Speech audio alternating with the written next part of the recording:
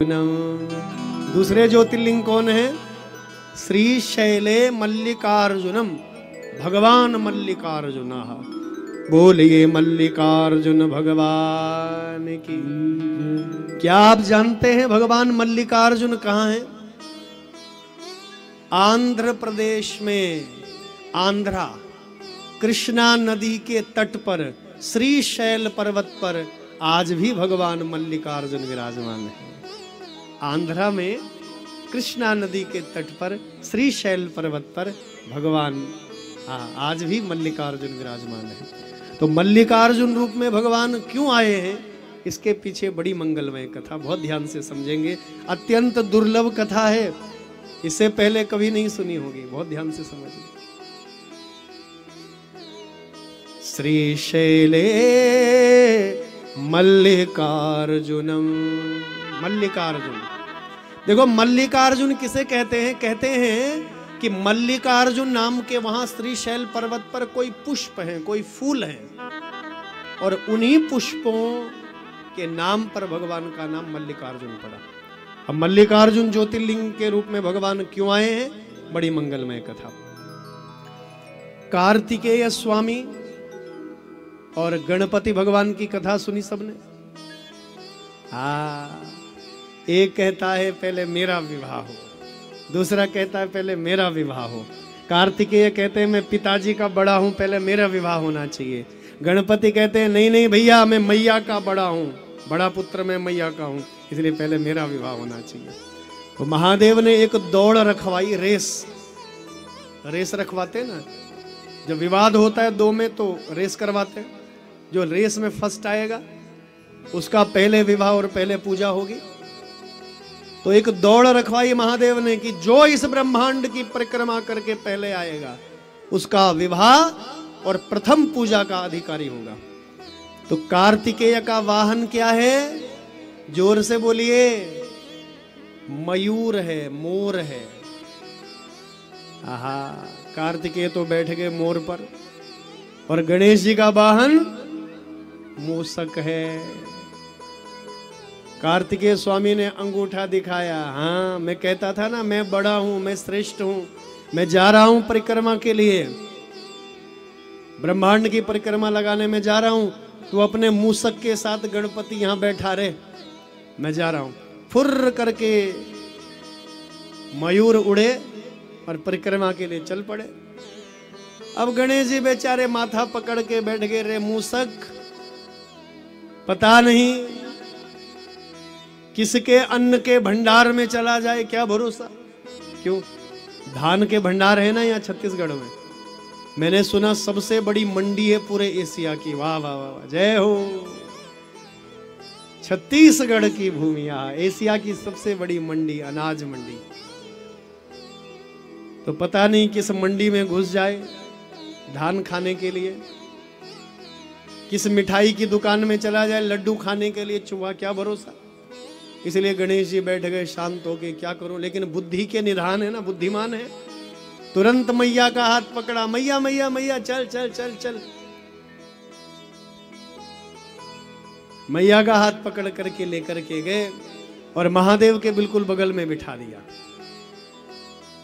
और परिक्रमा करने लगे। देखो 1 2 3 परिक्रमा की, चरणों में प्रणाम किए, बोले मैया पिताश्री मैंने ब्रह्मांड की परिक्रमा कर ली, अब मैं विवाह के लिए बिल्कुल तैयार हूं, योग्य हूं, आइए मेरा विवाह करिए।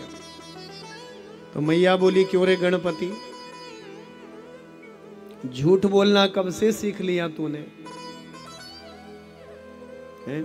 कब से सीख लिया? तू सुबह से यहीं घूम रहा है, कब परिक्रमा की तूने? तो गणेश जी बोले मैया अभी अभी तो की। बोले ये तो तुमने हमारी परिक्रमा की। बोले मैया तो को याद नहीं है, एक बार महादेव मेरे पिताश्री कथा में कह रहे थे कि पुत्र के लिए धरती से श्रेष्ठ मां है और आकाश से श्रेष्ठ पिता का स्थान है। हाँ, जब धरती से श्रेष्ठ मां है और आकाश से श्रेष्ठ पिता है, तो मैं इस ब्रह्मांड की परिक्रमा क्यों करूं, पृथ्वी और आकाश की परिक्रमा क्यों करूं? क्यों न मैं आपकी ही परिक्रमा करूं, क्यों ना मैं माता पिता की ही परिक्रमा करूं। तो बंधुओं, गणपति भगवान के इन शब्दों को जब सुना तो महादेव मौन हो गया। जय हो गणपति, जय हो गणपति। आकाश मंडल में देवता खड़े हो गए और फूलों की वर्षा करने लगे। जय हो गणेश जी की, जय हो गणेश जी की।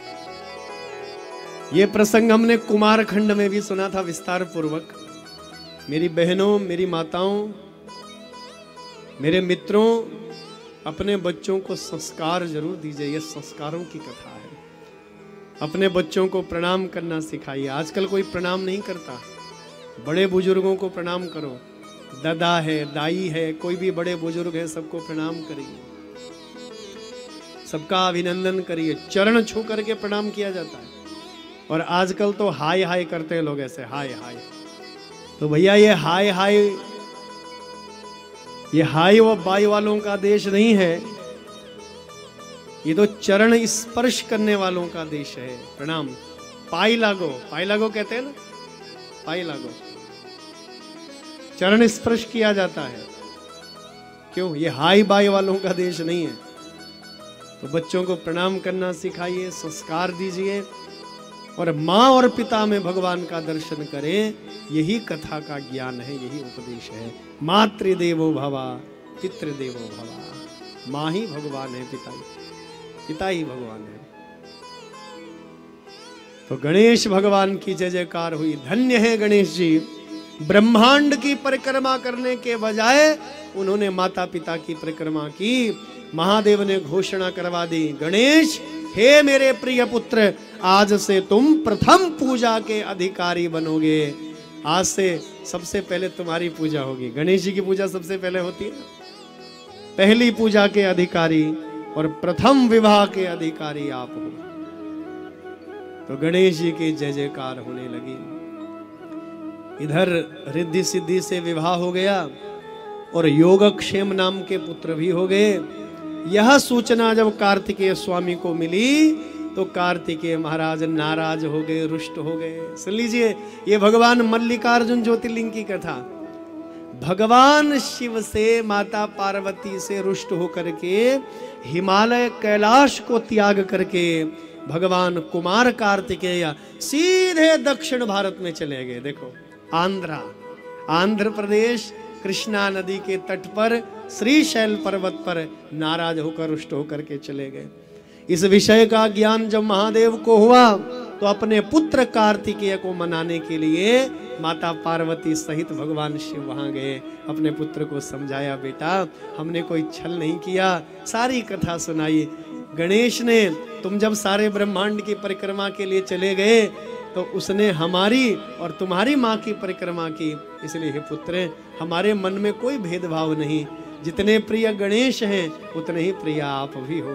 तब कार्तिकेय स्वामी ने क्षमा मांगी और कहते हैं कि मल्लिकार्जुन के पुष्पों से, वहां मल्लिकार्जुन नाम के पुष्प हैं, उन पुष्पों से अपने माता पिता की पूजा की, आराधना की, भक्ति की कार्तिकेय स्वामी ने। और कार्तिकेय की पूजा से प्रसन्न होकर के महादेव उमा महेश्वर बोले, मांगो पुत्र क्या चाहिए। तो कहने लगे, यदि आप देना चाहते हैं स्वामी, हे परमेश्वर, हे महादेव, आज से आप दक्षिण भारत में यहाँ ज्योतिर्लिंग रूप में स्थापित हो जाइए प्रभु। हैं भक्तों का कल्याण करने वाले, जैसे आपने अपने पुत्र का कल्याण करके मुझ पर अनुग्रह करके मुझे दिव्य दर्शन दिए, आप निरंतर भक्तों को यहाँ दर्शन दें। तो उस दिन से महादेव मल्लिकार्जुन ज्योतिर्लिंग रूप में सदा सर्वदा के लिए वहां स्थापित हो जाते हैं। बोलिए मल्लिका